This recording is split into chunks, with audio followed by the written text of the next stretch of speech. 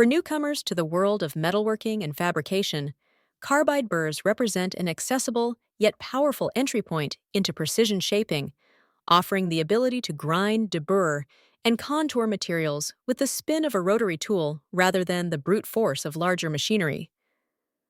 These small tungsten carbide-tipped attachments, designed for use in die grinders, dremels, or pneumatic tools, allow beginners to tackle projects like customizing brackets for DIY shelving or automotive repairs without needing a full workshop setup.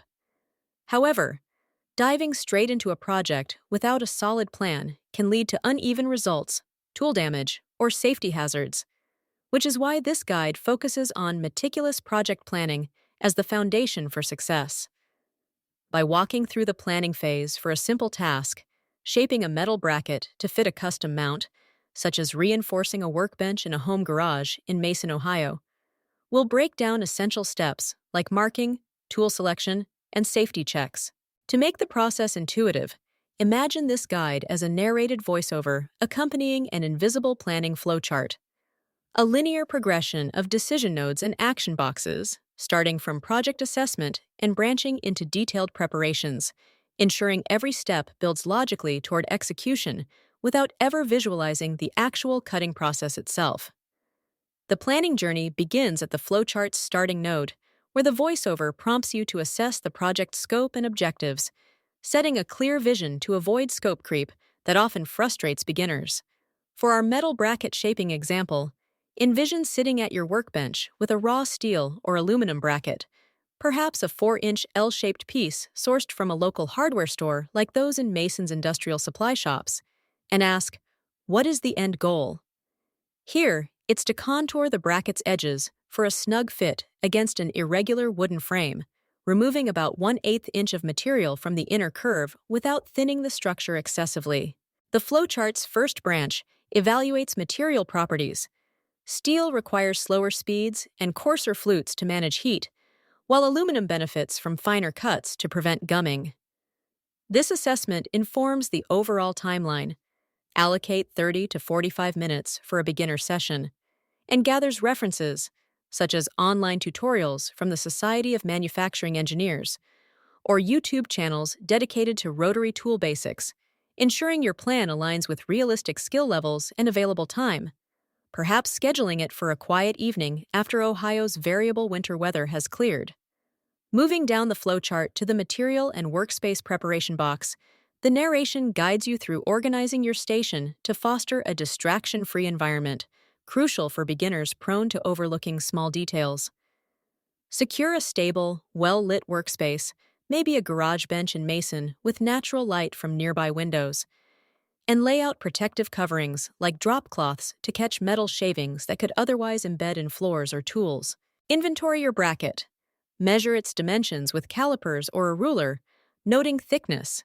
Aim for at least 1/16 inch to avoid warping, and any pre-existing flaws like rough edges from the mill. The voiceover emphasizes cleanliness here. Wipe the metal with a degreaser to remove oils that might cause slippage or uneven burr engagement.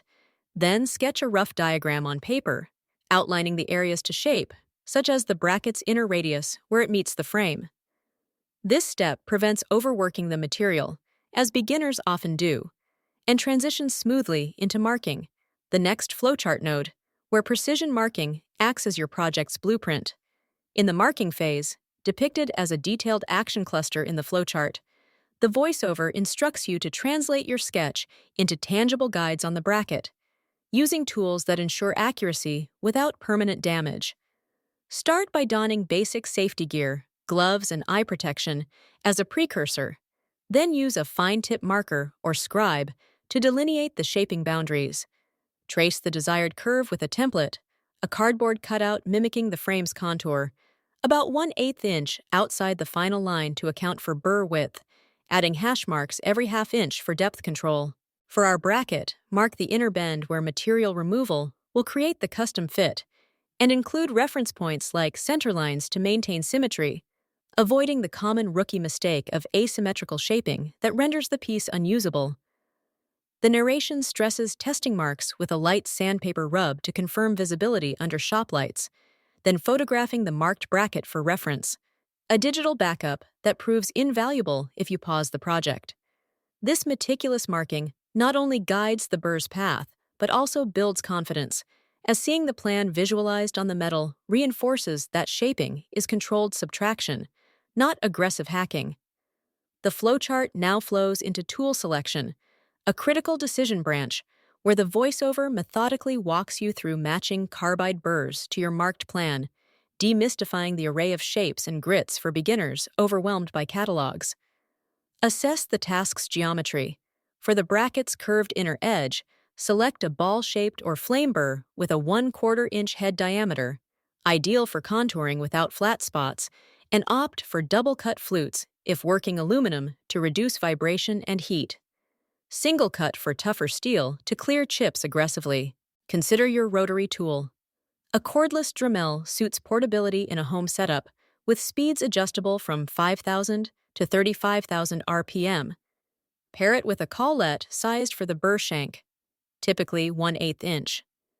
The narration advises cross-checking compatibility, ensure the burr's length allows access without the tool's housing obstructing, and gathering backups like a cylindrical burr for straight deburring the outer edges post-contouring. Budget tip: starter kits from brands like Diablo or Freud, available at Ohio's Home Depot outlets, provide versatile options under $20, emphasizing that quality carbide, tungsten-based for longevity, trumps cheap alternatives that dull quickly. This selection ensures the tool aligns with your marks, preventing mismatched cuts that could ruin the bracket. Safety checks form the flowchart's pivotal verification loop, narrated as a repetitive checklist to instill habits that protect beginners from the hazards of high-speed rotary work. Before powering on, inspect the workspace for flammables. Metal dust is combustible, so keep a fire extinguisher handy in your mason garage. And verify the burr's integrity. No chips or dullness, secured tightly in the collet with a torque wrench to avoid fly-off at speed. The voiceover details personal protective equipment, PPE, donning ANSI-rated safety glasses to shield against flying particles, a dust mask or respirator for inhaling fine metals, especially aluminum, which can irritate lungs, hearing protection for the tool's whine, and cut-resistant gloves that don't snag on the spinning burr. Test run the tool unloaded at half speed to listen for vibrations, then plan emergency stops. Keep the power cord uncoiled and position a kill switch within reach. For the bracket project, factor in environmental checks.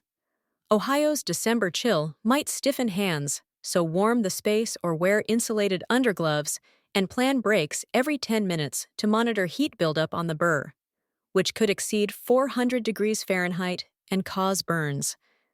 This thorough loop circles back if any issue arises, ensuring safety isn't an afterthought but a planned pillar. As the flowchart converges toward execution planning, the voiceover outlines a phased approach to the shaping itself without delving into the act, focusing instead on sequencing to build beginner proficiency. Divide the project into micro steps. First, a light scoring pass along the marks at low RPM, 10,000, to establish depth guidelines, followed by progressive contouring with increasing speed, always withdrawing the tool orthogonally to clear chips and cool. Allocate time buffers, 5 minutes for setup, 15 for shaping, 10 for finishing with finer grit, and include contingency branches, like switching burrs if clogging occurs or pausing to remark if visibility fades.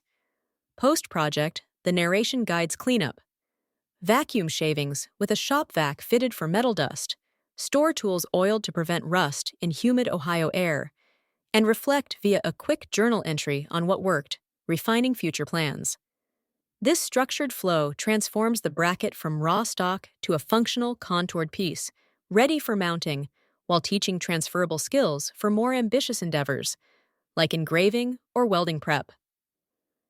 In wrapping up this planning guide, remember that carbide burrs empower beginners by democratizing precision work, but only when paired with deliberate preparation, turning potential frustration into satisfying craftsmanship.